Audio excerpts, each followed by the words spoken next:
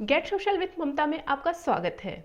बचपन में एक बात सुनी थी कि नव वर्ष के पहले दिन हम जिस तरह का काम करते हैं साल भर वही काम करते रहते हैं, और यह मिथक 2020 में आके सच साबित हो गया। 2020 की शुरुआत हमने नागरिकता संशोधन कानून के प्रोटेस्ट के साथ की थी और इसका अंत कृषि कानूनों के विरोध के साथ कर रहे हैं। यानी कि शुरुआत के 2 महीने और अंत के 2 महीने हमने सिर्फ प्रोटेस्ट ही किया है, और साल के बाकी महीनों में हम कोविड की वजह से क्या ही कुछ कर पाए थे, और जब कुछ करने का मौका आया तो शुरू हो गए प्रोटेस्ट करने। और जो जीडीपी चालू वित्तीय वर्ष की पहली तिमाही में 24% नीचे गिर गई थी, वह चालू वित्तीय वर्ष के अंत तक इन हालातों में कितना ऊपर आ पाएगी इसका कुछ अंदाजा नहीं है। इन कृषि कानूनों के प्रोटेस्ट की वजह से भारत में 3500 करोड़ का अनुमानित घाटा रोज हो रहा है, और इसके लिए विपक्ष मोदी जी को ही जिम्मेदार ठहराएगा। 2020 की शुरुआत में नागरिकता संशोधन कानून के समय महीनों तक शाहीन बाग में प्रोटेस्ट चला, सड़कें ब्लॉक की गई और दिल्ली में दंगे हुए, जिसकी वजह से कई लोगों को अपनी जान गंवानी पड़ी। अब कोई इन प्रोटेस्ट करने वालों से पूछो कि इस नागरिकता संशोधन कानून की वजह से क्या किसी भारतीय मुसलमान की नागरिकता छीनी क्या, या फिर किसी एक सिंगल मुसलमान को भी देश छोड़कर जाना पड़ा क्या, तो फिर इस प्रोटेस्ट की क्या वजह थी? सीएए का कानून बना 1 साल हो गया। सैयद हसनुल हक, मुझे ये बताइए एक मुसलमान का नाम जिसे हिंदुस्तान से सरकार ने बाहर फेंका हो। मैं टाइमर सेट कर रही हूँ, नाम बताइए मुझे।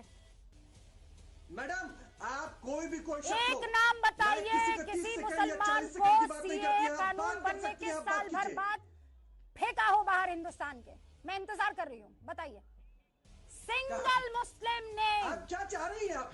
एक नाम बताइए जिसके लिए आपने इतना आपने विरोध प्रदर्शन किया। इधर उधर की बात मत कीजिए। सीए का नाम लिया आपने, मुझे ये बताइए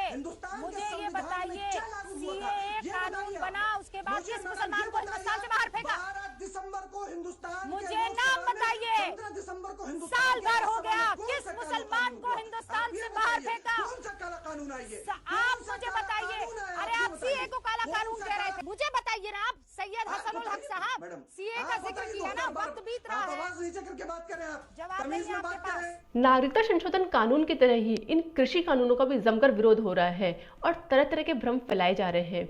गरीब व अनपढ़ किसान की नासमझी की बात तो समझ में आती है, पर पढ़े लिखे लोग इस तरह की बेवकूफ़ी कैसे कर सकते हैं? अगर बिल में किसी तरह की प्रॉब्लम है तो सलूशन नाम की भी तो कोई चीज है। जब राजनीतिक पार्टियां चुनाव लड़ती है तो अपने चुनावी घोषणा पत्र में कुछ वादे करती है कि अगर हम चुनाव जीतेंगे तो ये सब काम पूरे करेंगे। आज बीजेपी अपने चुनावी घोषणा पत्र में लिखित वादों को पूरा कर रही है, तो इन मैडम जैसे हजारों लोगों को परेशानी है।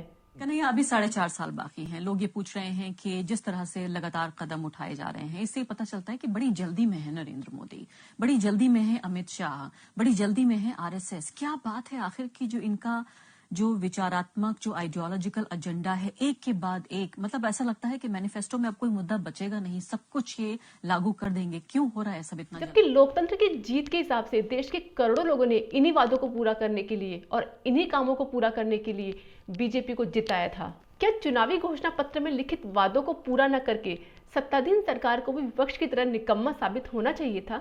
इनफैक्ट विकास के कार्यों की प्रगति हेतु अगर विपक्षी पार्टी के चुनावी वादों को पूरा कर दिया जाए तो इस बात को लेकर प्रोटेस्ट किया जाएगा कि ये तो हमारे टारगेट थे, मोदी जी इनको पूरा करके सारा श्रेय खुद कैसे ले सकते हैं। कहने का मतलब ये है कि ना तो हम कुछ करेंगे और न ही किसी को कुछ अच्छा करने देंगे, और करेंगे तो सिर्फ प्रोटेस्ट, प्रोटेस्ट और प्रोटेस्ट। धन्यवाद।